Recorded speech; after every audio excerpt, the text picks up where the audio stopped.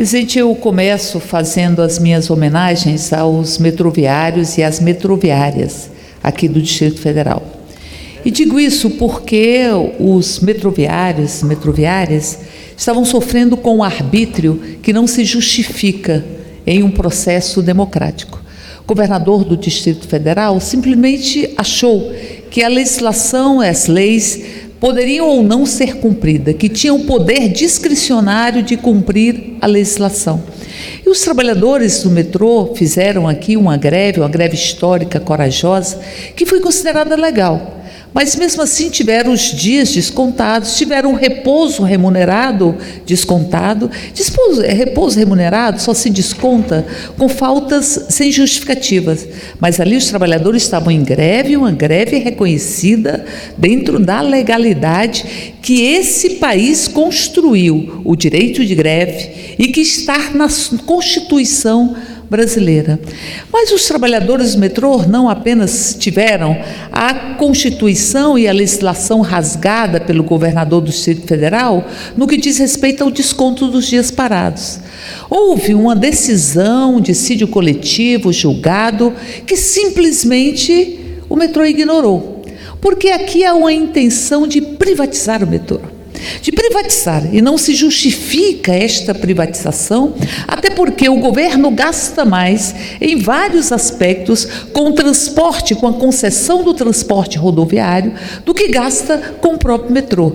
Mas nós sabemos que um processo de privatização, ele começa tentando alquebrar a vontade e o ânimo dos trabalhadores e trabalhadoras, e começa retirando direitos, e retirando direitos de forma absolutamente ilegal, como fez o governo do Distrito Federal.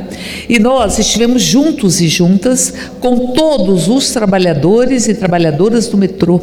E hoje nós temos uma decisão, que é uma decisão do Tribunal Regional do Trabalho, de que o governador e o metrô aqui do Distrito Federal tem que cumprir a lei.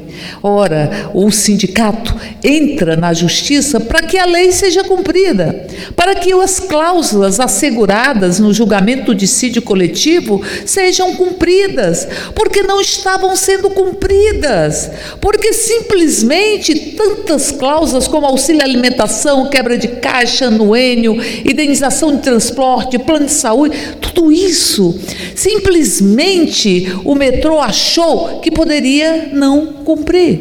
Para além disso, numa perseguição, numa prática antissindical que fere o nosso Código Penal, que fere as convenções às quais o Brasil é signatário, as convenções da Organização Internacional do Trabalho.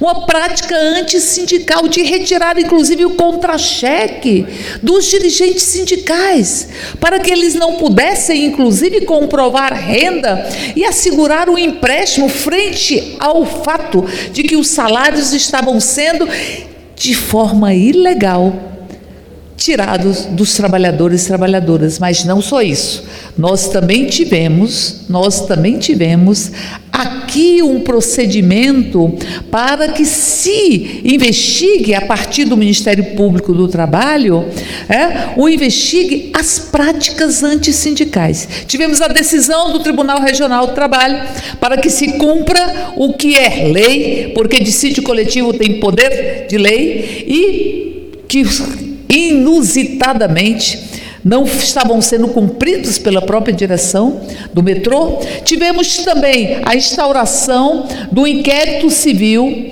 para que sejam verificadas as práticas antissindicais por parte do Ministério Público do Trabalho, e tivemos ainda por parte do Ministério Público de Contas uma investigação sobre o desvio dos recursos que deveriam ir para pagar os tickets, o auxílio alimentação, e que simplesmente estavam sendo desviados para pagar outras despesas. Nós estamos falando de uma quantia vultosa de recursos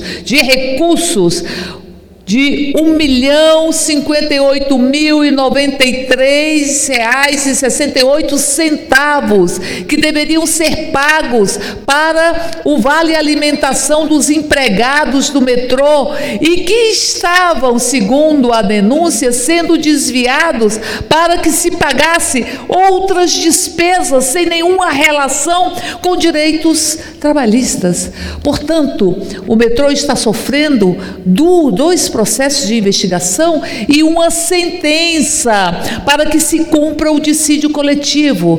E, ao mesmo tempo, é absolutamente injustificável essa tentativa privatista que não se apoia em dados, que não se apoia em evidências, mas que simplesmente se quer entregar o patrimônio do povo do Distrito Federal, provavelmente para os asiáticos que invadem as estruturas e os locais do metrô do Distrito Federal, inclusive com dirigentes do metrô, com recursos da própria instituição pública, indo vender o metrô do Distrito Federal ou entregar o metrô do Distrito Federal.